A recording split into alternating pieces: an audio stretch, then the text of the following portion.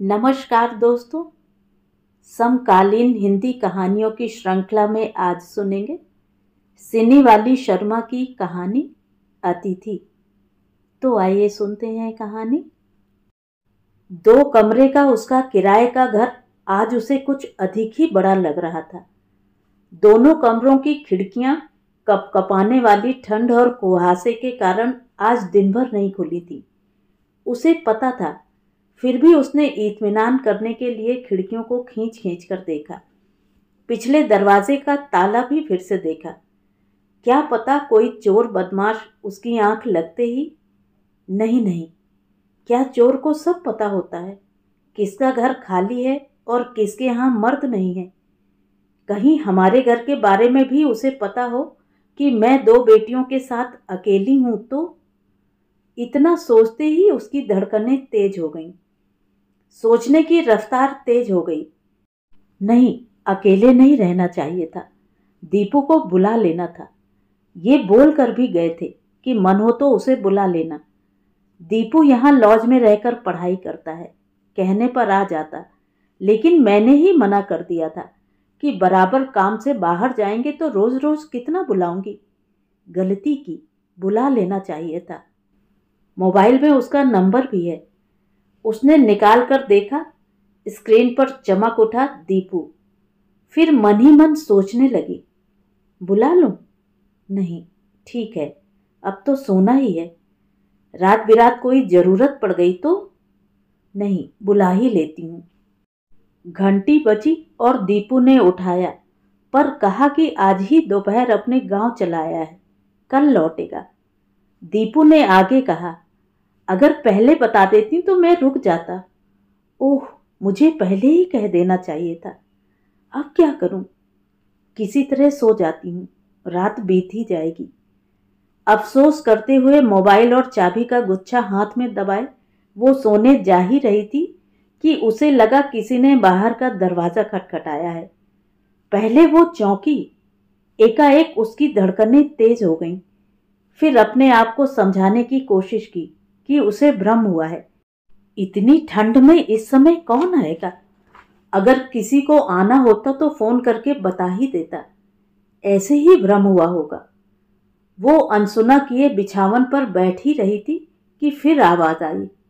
वो हड़बड़ाकर खड़ी हो गई। जिसका डर था वही हुआ। कोई चोर बदमाश होगा। खट खट खट।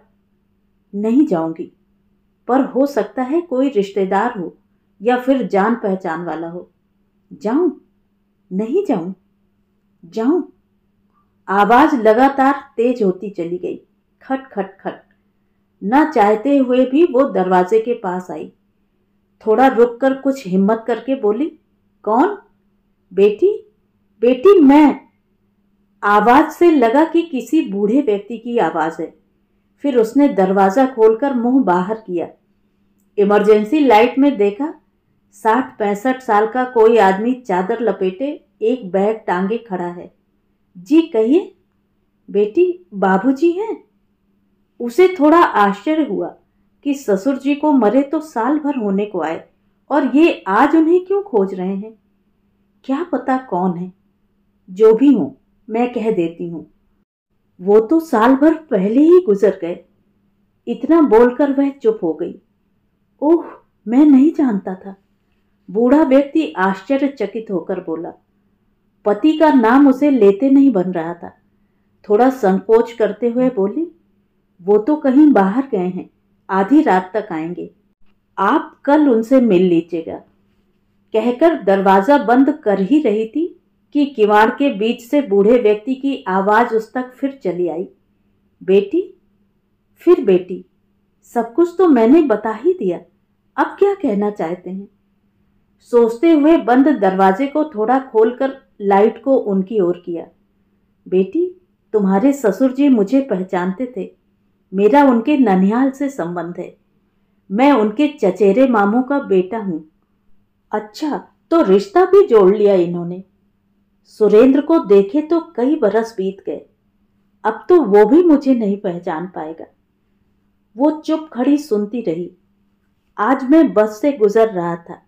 रात भर का रास्ता था, लेकिन बीच में ही यहीं पास में बस खराब हो गई। आसपास कोई धर्मशाला होटल भी नहीं है। फिर मेरे बेटे ने फोन पर कहा कि सुरेंद्र आजकल यहीं रहता है, सो मैं पता करते करते चला आया। अपनी तरफ से पूरी स्थिति स्पष्ट कर दी उन्होंने। उनकी स्थिति और आवाज सुनकर वो कुछ पल के लिए उन पर भरोसा कर बैठी, पर भरोसा करते ही दिमाग तुरंत सचेत हो गया। नहीं, इस तरह के लोग तरह तरह का रूप धर कर आते हैं। कह तो दिया था मैं अकेली हूं, फिर भी नहीं समझते। हे भगवान, कहीं बेटी। उसने एक बार ठंडी अंधेरी रात को देखा और बर्फ की तरह ठंडी होती उनकी आवाज सुनी। फिर पता नहीं क्या सोचा कि आइए, 2 कमरों के छोटे से घर में उन्हें जगह दे दी। अतिथि देवता होता है, यह सोचकर उसका मन जरा हल्का हो ही रहा था कि दूसरे ही पल मन पर इस बात ने कब्जा कर लिया कि वो घर में अकेली है। इस कपकपाती ठंड में यह सोचकर गर्माहट महसूस होती है कि एक शाम खाना बनाने से छुट्टी मिली, पर यह गर्माहट झुंझलाहट में तब बदल जाती है जब नहीं चाहते हुए भी किसी के लिए खाना बनाना पड़ता है। पति से फोन करके पूछा भी था कि आप इन्हें जानते हैं। दिमाग पर जोर देने के बाद भी जवाब उलझन में लिपटा हुआ ही था।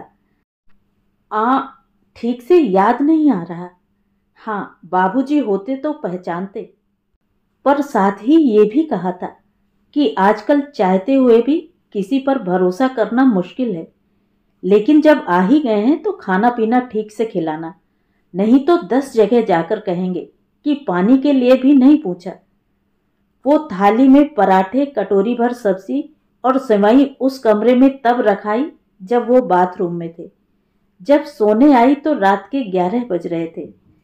उसने उनके कमरे का दरवाजा कुछ इस तरह से सटाया कि उसकी मर्जी के बगैर खुलेगा भी नहीं, लेकिन उसे पता था कि यह दरवाजा उस सूखे पत्ते की तरह है जो हवा के एक झोंके में उड़ जाएगा। हालांकि वो इधर से दरवाजा बंद कर देना चाहती थी, पर बाथरूम अंदर होने के कारण वो चाह कर भी बंद नहीं कर सकती थी। कहीं रात बेरात उन्हें जरूरत हुई तो। अपने कमरे में पहुंचकर लगा जैसे वो सुरक्षित स्थान पर पहुंच गई हो। थोड़ी देर राहत की सांस ली, फिर रोज की तरह लाइट बंद करने लगी। रोशनी में उसे नींद नहीं आती। कुछ देर से जो डर शांत था, बल्ब की तरह भक्त से जल उठा। आज वो दोनों बेटियों के साथ अकेली है और विपदा भी घर में ही मुंह बाए खड़ी है। कभी भी, हाँ कभी भी कुछ भी हो सकता है। उसकी धड़कनें फिर तेज होने लगीं, धक धक।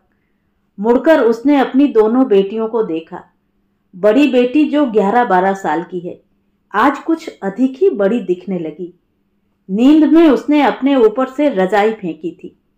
यह रोज उसे उसकी शरारत लगती थी। आज पता नहीं क्यों यह उसे अच्छा नहीं लगा। उसने उसे झट रजाई से ढक दिया। अब ठीक लग रही है। 8-9 साल से बड़ी नहीं लग रही। अब ठीक है। ये छोटी रिया अभी बस 6 साल की है। वो उसके माथे को सहलाने लगी। अभी तो बहुत छोटी है, पर है तो लड़की ही।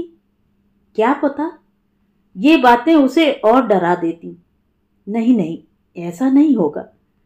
सोई रिया को उसने छाती से चिपका लिया, जैसे कोई उसे उससे छीन ले जाएगा। फिर दोनों को सहलाने लगी। धीरे धीरे मन थोड़ा शांत हुआ। अपने सोच पर गुस्सा भी आया कि बेकार ही इन बातों से डर रही है। इससे अच्छा तो थोड़ी देर टीवी देख लेती। मन भी बदल जाएगा और समय भी कट जाएगा। घड़ी की ओर देखा, रात के 11:30 बज गए थे। उसके सीरियल का समय तो कब का खत्म हो गया, पर उसे कुछ भी देखना है। जो दे रहा होगा वही देख लेगी। समाचार, हाँ समाचार ही। देखें कि देश दुनिया में क्या हो रहा है। हालांकि वो रोज समाचार नहीं देखती, पर कभी कभार तो देख ही लेती है। समाचार में दे रहा है कि प्रधानमंत्री विदेश गए हैं। वो देश में रहें या विदेश, उसे क्या फर्क पड़ता है। शेयर बाजार फिर से मुंह के बल गिरा। उसे क्या मतलब, वो ये सब नहीं समझती। दूसरे चैनल पर क्या दे रहा है, देखूं। उस समाचार पर जाकर रिमोट रुका जो उसे नहीं देखना था। दिन दहाड़े घर में घुसकर बलात्कार के बाद हत्या। सुनते ही वह उठ खड़ी हुई। उसका कलेजा इंजन की तरह चलने लगा। ये दिन दहाड़े कह रहा है और मैं तो इस सुनसान रात में, और आफत घर में ही है। ओह, अब क्या होगा? कुछ भी हो सकता है किसी भी समय। क्या करूं? इन दोनों को जगा दूं? इनकी आवाज सुनकर शायद नहीं नहीं, बेकार में ही दोनों परेशान हो जाएंगे। क्या करूं? पहले उनके कमरे में इधर से ही ताला लगा देती हूँ। वो चाह कर भी हम लोगों के पास नहीं पहुंच पाएंगे। हाँ, धीरे धीरे दबे पांव। ओह, ये ताला बंद कर दिया, अब जान बची। उसे थोड़ी राहत मिली। फिर चौकन्ना होते हुए सोचा, क्या पता उनके कुछ और लोग भी बाहर ताक में बैठे हों। आजकल तो ऐसे हथियार होते हैं कि उनके सामने गोदरेज का ताला भी किसी काम का नहीं। मास्टर चाबी से सब खोल लेते हैं या मशीन से काट लेते हैं। ओह, ताला लगाने का कोई फायदा नहीं। हे भगवान, घर लूट ले, पर मेरी दोनों बेटी। नहीं नहीं, वो पसीने पसीने होकर सोच रही थी, मैं अकेले क्या कर पाऊंगी। लेकिन अगर उसने मेरी बेटी को छुआ भी तो मैं सबको जान से मार दूंगी। पर कैसे? मेरे पास तो कोई हथियार, छुरा, पिस्तौल कुछ भी तो नहीं है। होता भी तो चलाना नहीं आता है। अच्छा, कोई बात नहीं, रसोई में चाकू है, उसी से मैं उसको, हाँ, मिर्ची पाउडर भी है, उसी को आंख में झोंक दूंगी। यहाँ चाकू रख देती हूँ और यहाँ मिर्ची पाउडर। निकालने में देर नहीं लगेगी। कोई आहट सुनते ही मैं सोते हुए दोनों बेटियों को देखकर बुदबुदाई, अब ये चैन से सो सकती हैं, मैं जगी रहूंगी रात भर। और अगर कहीं वो लोग मुझे ही, आईने में खुद को देखने लगी। उम्र में अभी वो 32 साल की है, देखकर 40 की लगती है। अभी तक उसे अपने आप से शिकायत थी कि वो उम्र से बड़ी क्यों लगती है। लेकिन अगर वो 45 की भी दिखती तो उसे अब शिकायत नहीं होगी। फिर आईने में अपने को देखने लगी। 45 की हो या 50 की, है तो औरत ही। घड़ी की ओर देखा, 2 बज गए थे। कई बार पति से भी बात की थी। उन्होंने कहा था, डरो मत, काम खत्म हो गया है, मैं सुबह 5 बजते बजते ही पहुंच जाऊंगा। 3 घंटे और? यहां तो एक एक मिनट काटना मुश्किल है। 3 घंटे तो बहुत होते हैं। कई बार उस कमरे के दरवाजे में कान सटाकर सुनती, कहीं कोई आवाज तो नहीं आ रही। सिर्फ खर्राटे की आवाज आ रही है, मतलब अभी तक सब ठीक है। फिर धीरे धीरे उसकी आंख लग गई। सपने में उसने देखा कि रिया के चारों ओर खून ही खून है। किसी ने उसको, ओह नहीं! पसीने से नहाई हुई वो उठ बैठी। देखा रिया बगल में सो रही है। उसने उसे छाती से चिपका लिया। क्या पता अंतिम बार ही छू रही हो। उसका चेहरा, आंख, नाक, बाल, हाथ पैर सब कितने सुंदर हैं। कोई इसे कैसे मार सकता है? मारना भी चाहेगा तो नहीं मार पाएगा, मुंह देखकर ही छोड़ देगा। वो उसे सीने से लगा नींद में ही चूमने लगी, रोने लगी। रोने की आवाज सुनकर हड़बड़ाते हुए उसकी बड़ी बेटी उठ बैठी। तुम रो क्यों रही हो? श्श, चुप, धीरे बोल। धीरे क्यों? नहीं नहीं, सो जा, मैं हूं ना। रिया को क्या हुआ? इस तरह इसे पकड़कर क्यों रो रही हो? इसे कुछ नहीं हुआ, तू सो जा, इसे भी सोने दे। तुम दोनों को कुछ नहीं होगा, मैं हूं ना। उसे समझ नहीं आ रहा था कि मां को क्या हो गया है, पर मां के डर से चुपचाप करवट बदलकर आंखें बंद कर ली। खुली आंखों से उसने 5 बजा दिया। 5 बजते ही लगा कि जैसे उसे नया जीवन मिल गया हो। उठकर उनके कमरे में गई तो देखा वो जगे हुए हैं, कोई किताब पढ़ रहे हैं। जाते ही उन्होंने मुस्कुराते हुए कहा, बहुत चैन से रात बीती। एक बात पूछ सकता हूं बेटी? क्या तुम वाल्मीकि की बेटी हो? उसे आश्चर्य हुआ। आपने कैसे जाना? उनकी तस्वीर यहाँ लगी है, तुम भी साथ हो। मुझे लगा कि तुम्हारे पिता ही होंगे। जी पिताजी ही हैं। तब तो सचमुच तुम मेरी भी बेटी हुई। वो मेरे साथ पढ़ता था, तभी ये घर मुझे अपना सा लगा।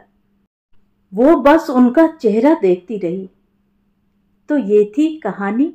कहानी आपको कैसी लगी कमेंट करके ज़रूर बताएं।